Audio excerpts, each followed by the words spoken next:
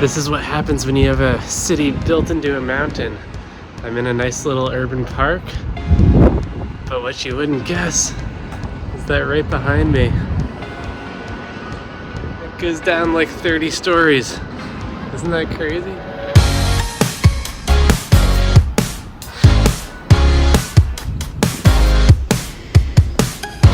I'm in like a municipal zoo that's free to enter.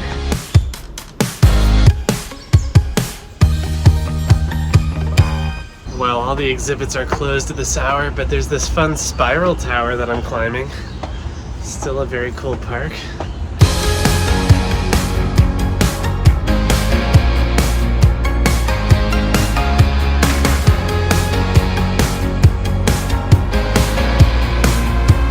Welcome to Hong Kong. It is a beautiful Saturday. 50 degrees has never felt so hot. And I'm back in the south of Asia. I'm here for just 4 days on the way to India. I met a guy from France at the hostel I'm staying at, so I've been hanging out with him. We've done some fun exploration. I'm about to go climb a mountain with him. My impressions of Hong Kong, very, very cool place. Good food, kind of chaotic and crowded, but probably the fanciest and most modern place I've been so far this year as well.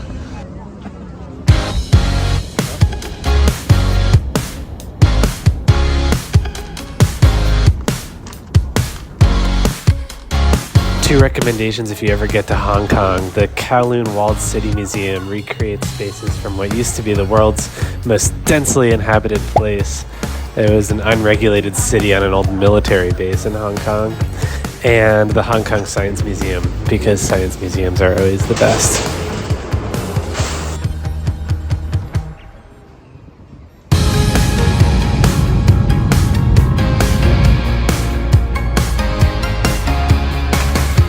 Sweet view from my hotel, despite being in the middle of New Delhi.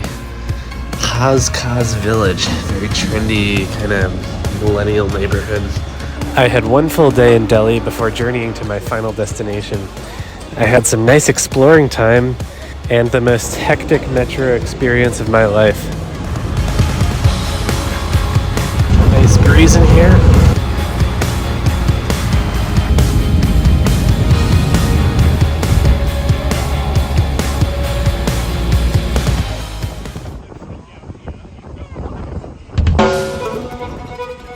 The main goal of my trip to India was to attend a conference on asset-based community development, or ABCD, which is a relatively new philosophy that advocates for building community from the inside out and the bottom up instead of the outside in and the top down.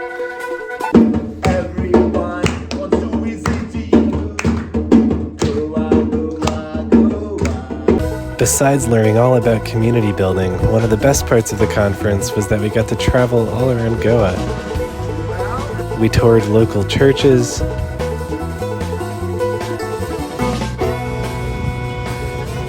took a bike tour around an island.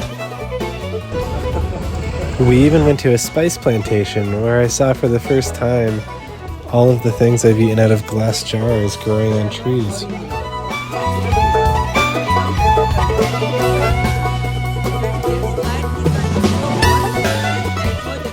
Check out this guy climb a betel nut tree.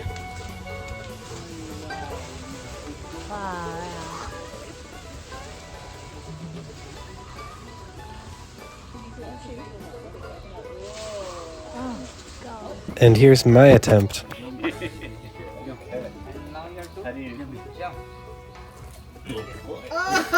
Alright, I gotta get high enough off the ground that you can crop the photo to make me look higher. Alright. Do I look like I'm 50 feet off the ground? Wow, that's terrifying. Good on you. Well done, Charlie. But by far the best part of the conference was the people there. Meeting them was truly some of the best times I've had all year. After the conference, it was time to test out the Indian train system. The Konkan Railway is one of India's newest and most scenic lines. It took me to a tuk-tuk, which took me out into the middle of nowhere.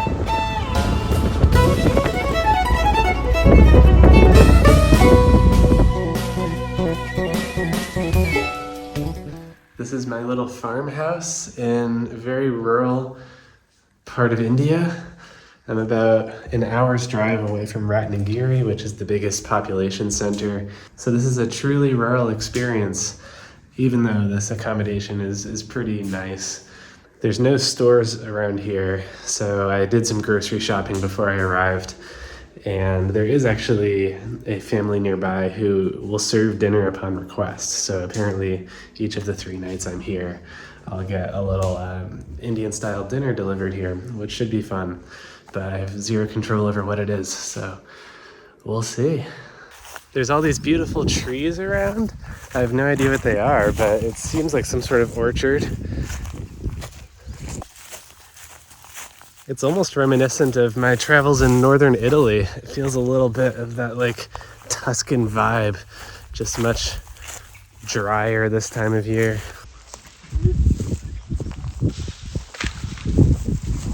What are those things? Those are monkeys. There's like a horde of monkeys fighting.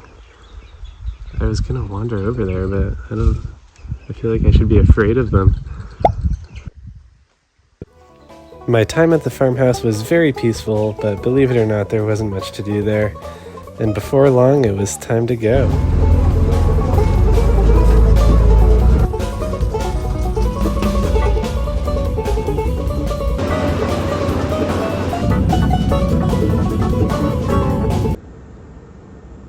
Well, my Asian travels end in Kuala Lumpur on a very muggy day, which is perhaps every day here. I have a 20-hour layover here on my way to my next destination from India, and I'm just getting out of the airport and seeing what I can of the city, trying to have some good food. Right now I'm in a botanical garden, but so far I'm very impressed with the city. It's very modern, and coming from India, any sort of quiet, open, urban space is kind of refreshing. It's crazy thinking back on my first day of solo travel in Asia back in Osaka. It feels like an eternity has passed since then. Apparently Toys R Us still exists in Malaysia. These are the Petronas Towers, probably the most famous building in Malaysia and one of the tallest buildings in the world.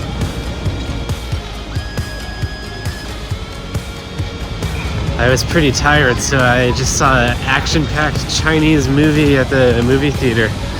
But now it's time to head back to the airport. Goodbye to Asia.